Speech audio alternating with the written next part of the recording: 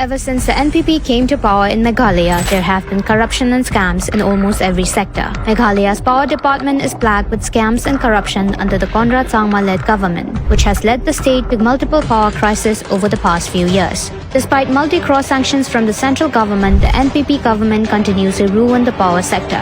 In 2020, the central government took a loan of $133 million from the Asian Development Bank to develop the power sector in Meghalaya. A fake completion certificate for the installation of 25,000 smart meters was issued by the NPP-led government. A few were installed in the East and West Garo Hills for namesake. However, they were not connected to an AMI system. In 2021, CAG also revealed a scam of Rs 149 crore in Meghalaya's power sector under Saubhagya scheme. The Meghalaya PDCL allocated low-quality transformers that stopped working after a while. The transformers are lying at a repairing shop in Guwahati, Assam, and more than 30,000 households are yet to receive electricity.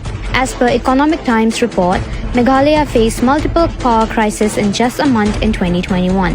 The Meghalaya PDCL owes the Indian government Rs 504.47 crore, and despite a loan of Rs 1,345.72 crore sanctioned by the central government to clear the dues have not been paid.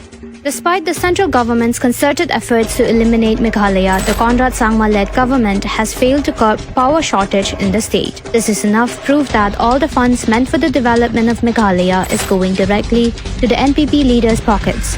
The NPP is not fit to administer the state of Meghalaya and must be voted out of power.